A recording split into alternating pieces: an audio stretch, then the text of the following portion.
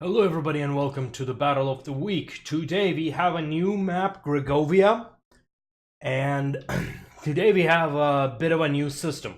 So today what we are gonna do, we are gonna watch a battle that I don't even know. Like, I know I played this battle, but I honestly don't remember what the hell happened. So if it's not fun, well, too bad.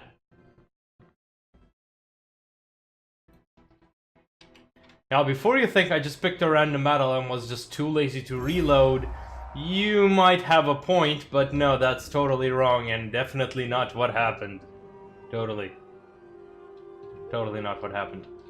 Okay, but first, let's take a look at the positioning over here. So on the left, we have got tier 8 pikemen moving up the hill in Gregovia.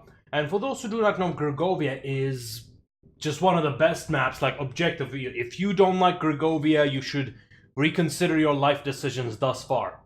It is great because there is a job for everyone. Everyone who matters, aka not artillery. So for the sides, you have got these woods where you have your cavalry and infantry can come in, great for scouting. On the right hand side, you have got a tower, lots of open fields, and quite a bit of engagements going on. From here, you can either support your woods, or the woods can support and go towards the enemy base. You have got in the middle is where always something is going on, and the control of the middle kind of gives you the control of the map and opens the shortest path to the enemy base. Alright, in this situation, we have our heavy infantry moving towards the middle and a huge engagement in the middle. I have not described it because this was kind of, if you guys have played Total War series before, this would be like a cav skirmish. So you have your cav engaging early on against the enemy's cav, hoping to gain advantage, and we have these pikemen just turning a shish kebab out of everything in its way. You have an interesting combination over here. I really like this idea. The dogs. You see, charging dogs themselves, while it's something I do as heavy infantry, a lot of the times it is not worth it, especially if you have more valuable unit coming behind it. So you charge with the dogs as a front line to prevent the enemy from charging. And then you have the heavy infantry coming in. But would you look at that, we've got a barrage coming on to the heavy infantry.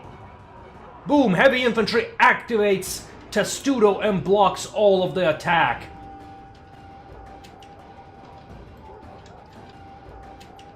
That's what's going on over here. Let's take a look on the right side. On the right side, the red team looks like they have a complete control over it, and the only cav engagement going on is 1 versus 3 against Scipio. Scipio, with his Oath of Perseverance, is holding the line and is not letting it go, I can give you that much. On the left, like, I'm focusing on the middle because there's nothing much else going on, really. At least from the blue team perspective. You know what, let's lift the fog of war and take a look what's going on. Alright, now it looks like the red team has got one AFK player, or maybe he is just defending the base. We've got some archers on the left who are about to rain fire on these pikemen, although they are Leonidas pikemen, so it will be difficult for them. But would you look at this? Dogs are engaged with pikemen. Now, one thing about dogs is that they are, at least they're supposed to be anti-pikemen and spearmen, because dogs can go under phalanx. Phalanx simply does not work on them. The problem with that is Leonidas' shield bash does very, very effectively. So it kind of defeats the purpose there. So going back to the middle, we've got a huge engagement over here. Heavy infantry fighting the same tier medium infantry, and supported by some light infantry throwing scorched earths. Now with the red team capturing the right side, they are moving their forces to the middle to support their middle team. If that gambit pays off. In the middle, we have got a very nice engagement where the heavy infantry in the middle have surrounded the medium infantry on both sides and have managed to rout them out of the field. Now they must secure their victory by killing the rest of the men. One unit that belongs to this heavy infantry has decided to chase those archers. Now, I would like to pause here for a second to show you one of the... Now I have remembered this battle, and I want to show you one of the best things that were over here.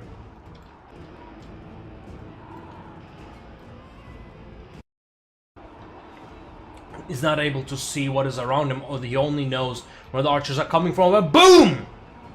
He got hit, a surprise left flank, and his teammate is assisting him to surround the enemy, and boom! An entire unit has been instantly routed and is being wiped off the field.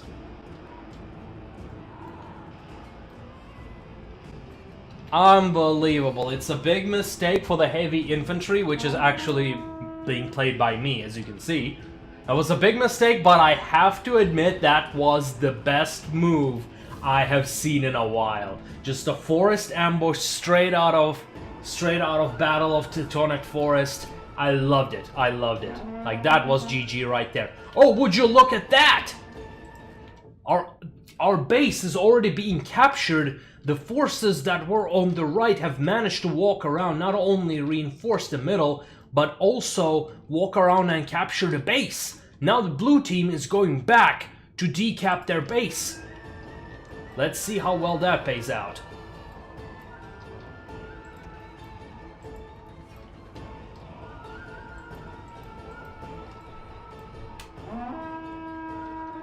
Oh, their base is almost gone. But the cavalry is here and they are decapping the base. Oh, it looks like the heavy infantry and the pikemen are moving back to the base. But the red team is also still pushing towards the base. Looks like capturing the left has definitely paid off, and they have set up a kill zone right by the forest, just popping in and out, using this forest as a cover for their archers, for all of their troops, and are ambushing the enemy troops one by one. A brilliant maneuver, I must say. And here we have the cavalry have engaged to stop these troops dead in their tracks, to allow their teammates to capture. A great teamwork right here. They're sacrificing themselves using the Oath of... No, they don't even have Oath of Perseverance active. It looks like they've used it before, to just hold the enemy dead in their tracks, but enemy is not listening to that, and they're pushing towards the base for a decap.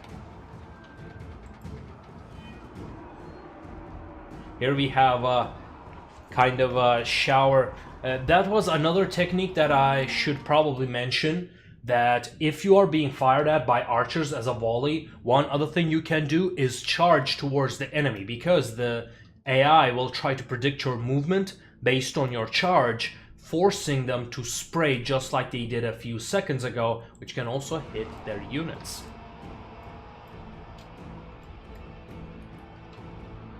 So now we have the blue team fighting for their lives to prevent the base from being captured.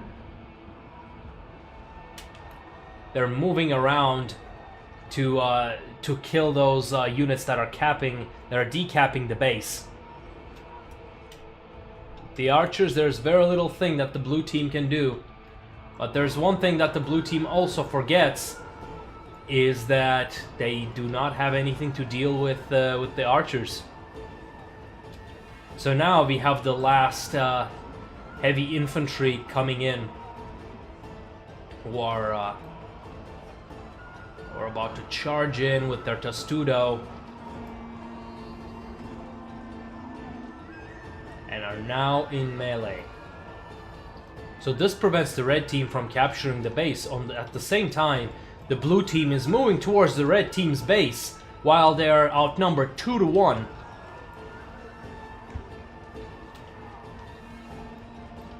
So there's a very nice battle going on over here. They're flanked on two fronts.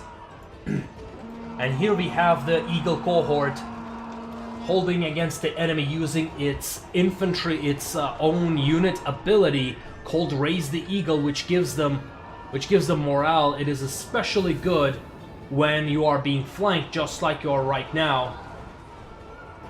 So here we have the heavy infantry making their last stand, trying to decap the base, and the blue team have just a few units. Oh, and the cavalry has decapped! There is not much the blue team can do right now. These centurions, I'm afraid they will not be able to do it. This looks like the end for the blue team, I'm telling you. The pikemen are just spinning around. This is what I like to call the fidget spinning. To just spin around to kill everything that they're engaged with. I think that's pretty ridiculous. We have an engagement over here. The red team, it looks like their defenders have fell, but somehow they got decapped. Well, it looks like the blue... This is over for the blue team. Let them cap and let's call it a day. So to recap what had happened there, I'd like to point out to how well they have used that little patch of forest for the red team. They have used that little patch of forest to great extent. At least 4, maybe 5 units died just in that patch of forest. Not to mention, the blue team had very little forces supporting their right, allowing the red team to flow completely unopposed on the right side. And some of them went to the base, some of them went into the middle, forcing the red team to divide their forces in order to have a chance in victory. And so that was the battle of the week. I hope you enjoyed it, and we'll see you next time.